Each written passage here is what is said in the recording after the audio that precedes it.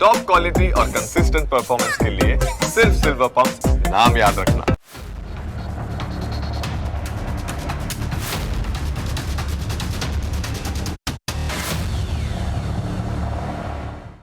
લોકસભામાં બુધવારે પેપર લીકને રોકવા માટેનું જાહેર પરીક્ષા ગેરરીતિ અટકાવવા સુધારા બિલને ધ્વનિમતથી પસાર કરવામાં આવ્યું.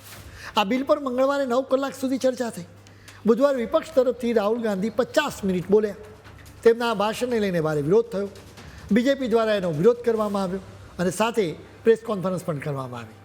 રાહુલ ગાંધીનું ભાષણ વિવાદાસ્પદ હતું, એમાં કોઈ બેમત નથી, પરંતુ આ વખતે તેઓ ખુશ અને આત્મવિશ્વાસથી ભરપૂર દેખાયા. વધારે પડતા આત્મવિશ્વાસથી ભૂલ પણ થઈ જાય, જે તેમના ભાષણમાં જોવા પણ મળ્યું હોવાનું બીજેપી કહી રહી છે. રાહુલ ગાંધીની ભૂલોની વાત જો કરીએ ને તો તેમણે સંસદમાં ઇડિયટ અને અંધભક્ત જેવા શબ્દો કહ્યા. ઇડિયટ શબ્દ બિનસંસદીય છે. સંસદમાં મન ભાવે એમ ન બોલી શકાય, એની ગરિમા જાળવવી પડે. શાસક પક્ષ અને સ્પીકર તરફથી રાહુલ ગાંધીને વારંવાર ટોકવામાં આવ્યા, પણ તેમણે કોઈ ફરક જ નહોતો પડતો. એનું કારણ સમજાય એવું છે, કેમ કે છેલ્લી કેટલીક ચૂંટણીઓમાં કોંગ્રેસનો મોટા ભાગે કારમો પરાજય થયો છે. કોંગ્રેસ જનતા પાર્ટીના આંદોલનના કારણે શિક્ષણ મંત્રી તરીકે ધર્મેન્દ્ર પ્રધાને રાજીનામું આપવું પડ્યું હતું. અનેક હાર પછી એક જીત મળે તો સ્વાભાવિક રીતે માણસ ખુશ તો થાય જ.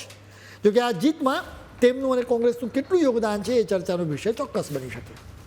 હજુ સુધી એ સ્પષ્ટ થતું નથી કે રાહુલ ગાંધીએ કોને ઇડિયટ કહ્યા છે. તેમણે ક્યારેક કહ્યું કે દેશના વિદ્યાર્થીઓ 3 કેટેગરીના છે, તો ક્યારેક કહ્યું કે લોકો 3 કેટેગરીના છે. તેમણે ઇડિયટ શબ્દની સાથે અંધભક્તોની કેટેગરી પણ કહી.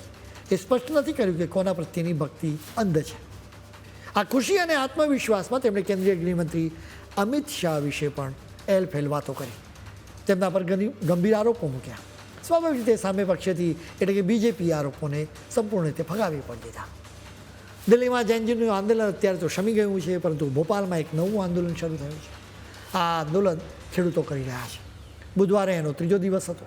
MSPની લીગલ ગેરંટી આપવા તેમજ ટોકન સિસ્ટમ રદ કરવા જેવી કેટલીક માંગણીઓને લઈને તેઓ વિરોધ પ્રદર્શન કરી રહ્યા છે.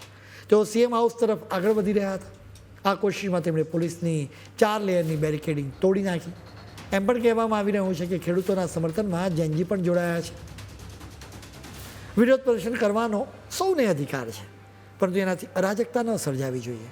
આખરે તો શાંતિ હોય ત્યાં જ સમૃદ્ધિ આવતી હોય છે.